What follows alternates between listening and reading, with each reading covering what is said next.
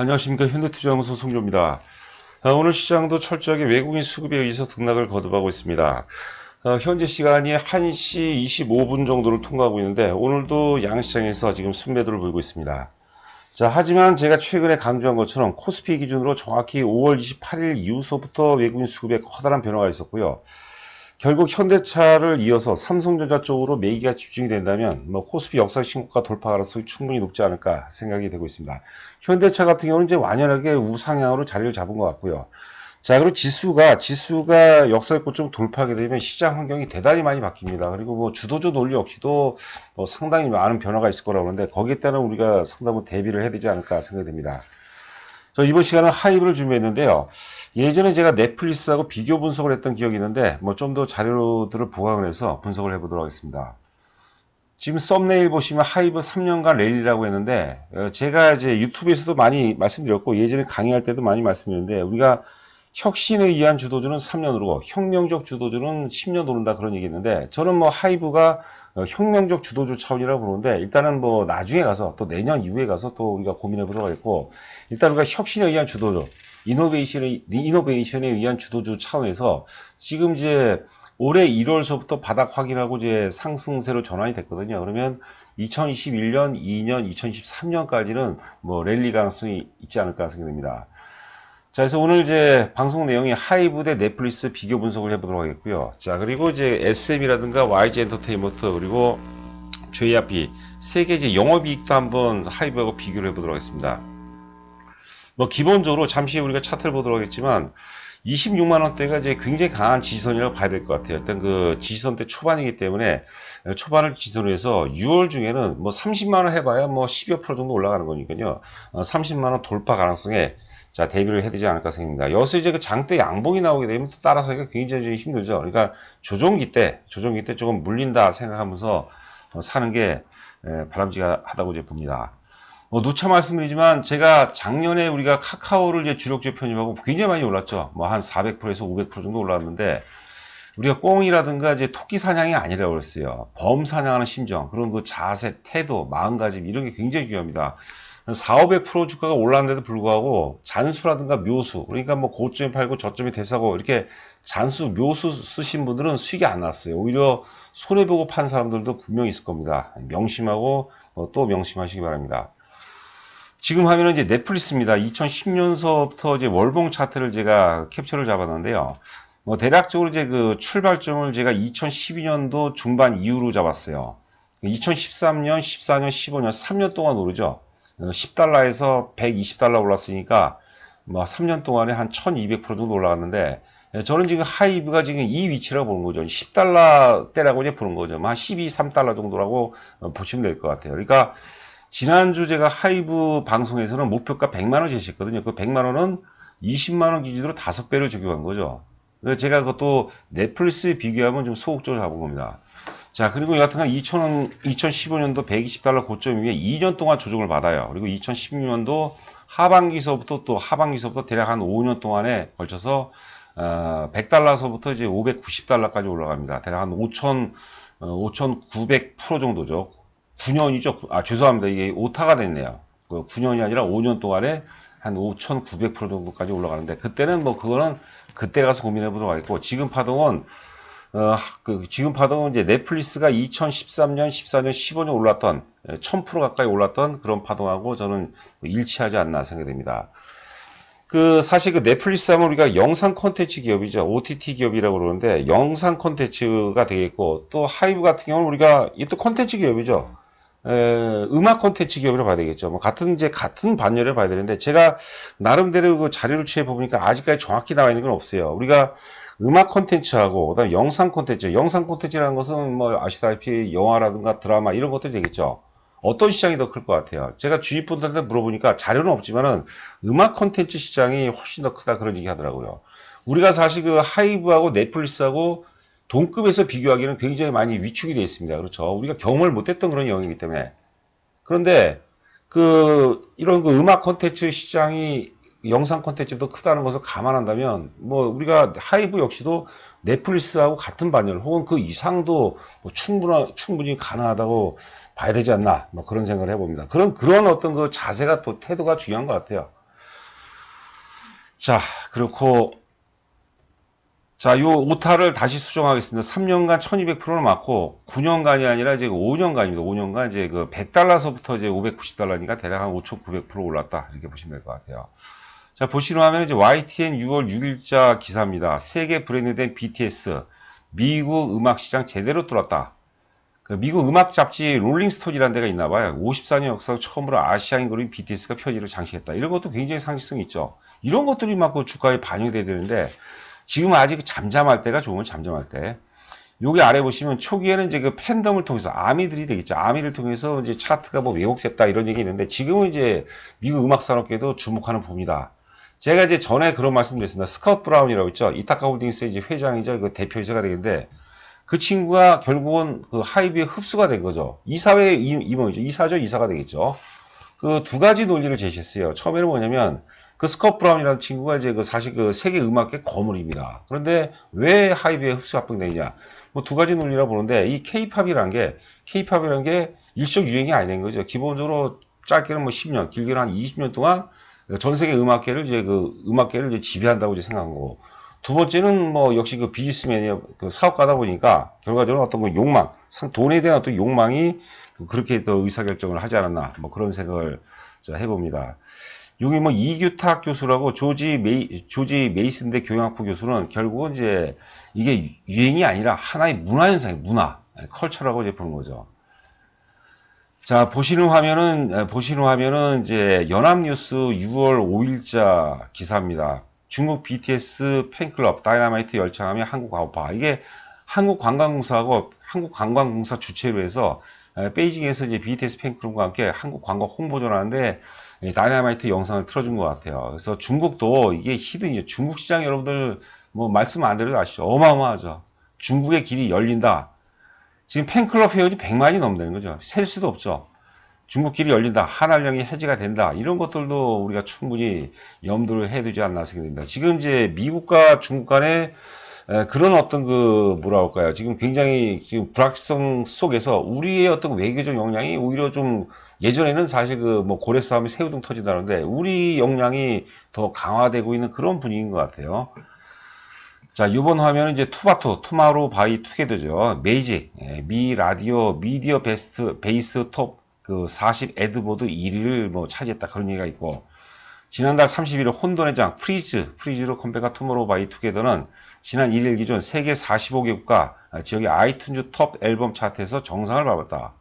그러니까 이거를 제가 왜 이제 캡처를 잡아놨냐면 걱정들 많이 하실 것 같아요. 지금 그 방탄소년단이 이제 군대 가는 것도 걱정을 하고 그 다음에 방탄소년단을 이을 다른 이제 후속 아티스트를 걱정하고 있는데 저 투바투 같은 경우는 일본도 음악 시장이 어마어마하게 크죠. 우리 시장보다 제가 큰 걸로 알고 있는데 일본 오리온 차트에서 계속해서 또 1등 했다는 그런 얘기도 제가 전에 한번 말씀드렸습니다.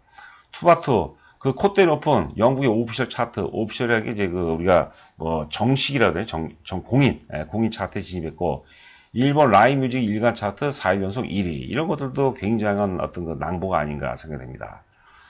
자, 이제 자료가 많아서 조금 빨리빨리 진행하도록 하겠습니다. 이 자료는 뭐냐면 이제 하이브에 대해서 우리가 경험을 못 해봤으니까 애널리스트들도 헷갈리는 거예요. 그러니까 어떤 친구들은 또 굉장히 보수적인 기준으로 바라보고 어떤 친구들은 또 굉장히 진보적인 시각으로 보는 것 같아요. 메리츠 증권은 이제 기존에 나왔던 보고서 중에서 가장 이제 그 보수적으로 전망한 것 같습니다. 작년에 하이브의 영업이익이 1,455억이었죠.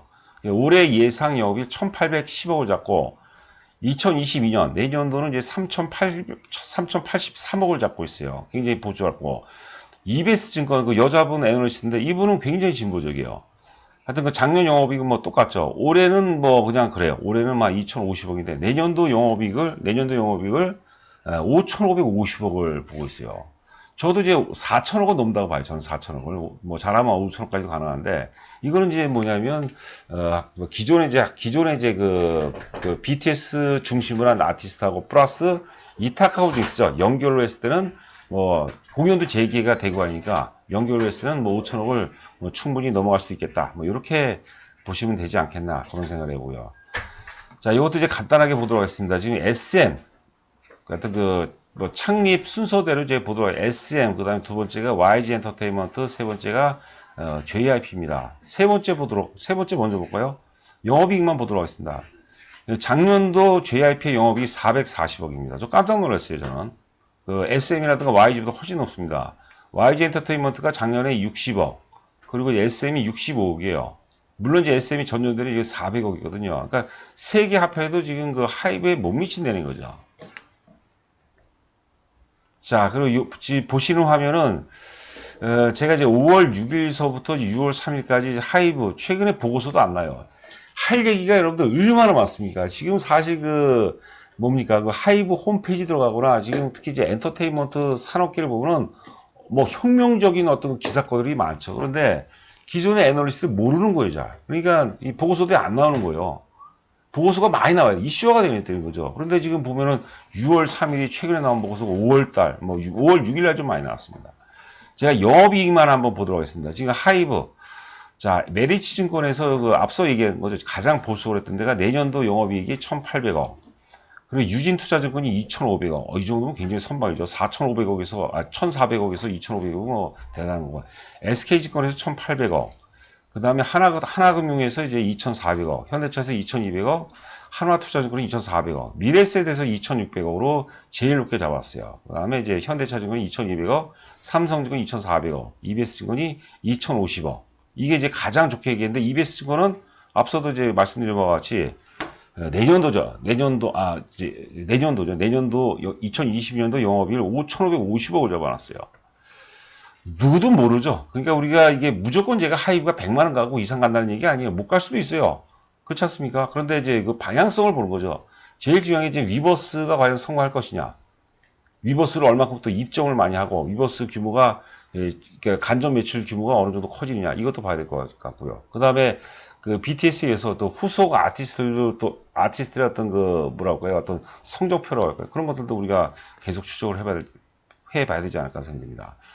자, 지금 주봉을 보고 계시는데, 주봉 보시면, 월봉은 사실 그 상장된 지가 얼마 안 되기 때문에 의미가 없는데, 주봉은 보시면은 10주째 지금 횡보예요. 10주째. 옆으로 주봉 보시면 10주째 균형점이에요. 과연 위로 방향을 틀 건가? 아래 틀 건가? 지금 우리가 매수매도 팽팽한 대접점이죠.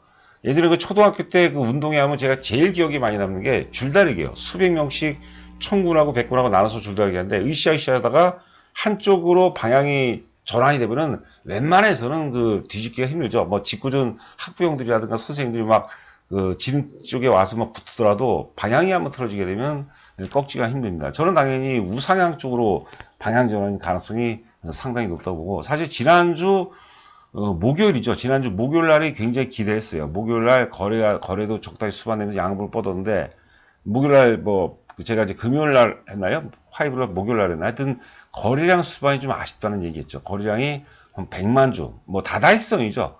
그렇다면 이제 직전 고점 28만 원대 돌파하고 뭐 30만 원대까지도 충분히 가능하지 않았나 생각인데, 그 하루하루를 좀 잘 맞췄으면 너무나도 기분이 좋겠는데 제가 그럴 능력이 안 되는 것 같습니다. 양해를 바라고, 대신에 그 오늘도 그렇고 그다음에 지난주 금요일 날도 그렇고 이틀 음봉이죠. 이런 게 눌림목이, 이게 눌림목을 요소 추세를 유지하는 가운데 눌림목을 계속 많이 주면 줄수록 힘이 더 있는 겁니다. 물량 소화 과정을 보시면 될 것 같아요. 그리고 지금 고점대에서 제가 화살표를 3개를 표시를 해놨는데 거래가 없어요. 고점대에서 매물이 없대요. 매물. 주가가 못 오르는 여러 가지 이유가 있겠지만 매물 부담 때문에 못 오르는 경우가 굉장히 많거든요. 굉장히. 근데 하이브 지금 일봉 차트를 보시면 1월 4일서부터 현재까지 일봉 차트인데 차트 완성도는 대단히 높습니다. 그래서 어느 순간 그게 뭐 당장 오늘은 뭐 아니더라도 내일이 될지 모레가 될지 모르겠지만 거래 수반과 함께 100만 정도 나와야 돼요. 거래 수반과 함께 양봉을 만들어준다면 이제 6월 중에 뭐 빠르면 뭐 6월, 지금 오늘이 며칠인가 6월 7일이죠. 6월 초반에도 뭐 30만 원대 진입 충분히 가능성이 있지 않나 생각됩니다. 그 하이브를 지금 최근에 가입하시는 분들 보면은 공통점이 뭐냐면 그 뭐 10이면 10분이 다 하이브를 다 갖고 계세요. 근데 혼자 하게 되면은 좀 많이 힘든 경우가 있거든요. 저희가 이제 중요한 변곡점에서 또 추가로 브리핑이 또 나갑니다. 추가로 뭐 상승 논리라든가 뭐 전략, 기타 등등에서 전략 나가는데, 비중이 좀 높으신 분이라면 혼자 하는 것도, 뭐 혼자 하는 게 충분히 타당하다는 것도 제가 존중하겠는데, 혼자 하는 것보다 같이 하는 게 스트레스 많이 받으니까 혼자. 같이 하면 오래 갑니다. 우리가 작년에 카카오 보면은 10만원대 초반서부터 우리가 결국은 이게 60만원대까지 간 거죠. 60만원대까지. 60만원대까지 끌고 왔는데, 함께 하게 되면 우리가 흔히 뭐 그런 얘기를 많이 하죠. 멀리 갈 수 있다는 거예요, 멀리. 혼자 하게 되면은 순간적인 어떤 왜곡이라든가 오류, 함정에 빠질 가능성이 충분히 있습니다. 자, 저희 그 현대투자 회원 모집 관련해서 기간은 이제 3개월, 6개월, 1년 단위고요. 150만원, 250만원, 400만원인데, 하나 이제 저희가 뭐 팁을 말씀드리면, 일단은 뭐 3개월로 한번 해보시고, 1개월 내에, 그러니까 오늘이 6월 7일이니까 8월 6일이 되겠지. 8월 6일 전까지, 이런 수익도 나고, 또 믿을만하고 실력이 있는 것 같다 그러면 미리 추가로 100만원 입금하시면 6개월로 소급 적용해서 연장해 드리고요. 250만원, 250만원 추가로 또 결제하시면 이제 400만원으로 소급 적용해서 이렇게 적용을 해 드립니다. 정보 제공 내용은 저희가 이제 저희가 단타 매매 같은 거 안 하니까 그냥 문자 하루에 기본적으로 3번이 나가거든요. 길게 문자가 나갑니다. 근데 문자만 보고더라도 시황을 이해하고 그리고 뭐 종목별로 우리가 충분히 매매할 수 있게 충분히 문자를 저희가 지속적으로 보내드립니다. 이제 우측 하단에 보시면은 이제 법인 계좌 140 시하는 그 신한은행 법인 계좌가 있고요. 전화번호 제 전화번호로 입금하시고 조남을 보내주시면은 제가 이제 인사 말씀서부터 뭐 다양한 뭐 특히 종목에 대한 얘기 혹은 주도주 논리에 대한 얘기 또 이제 나아가서 초보 투자 같은 경우는 이제 어떻게 하면 우리가 성공 투자를 해야 될지 몇 가지 원칙이 있어요. 그것만 제대로 지키시면 뭐 충분히 뭐 가능하지 않겠다 그런 생각을 해봅니다.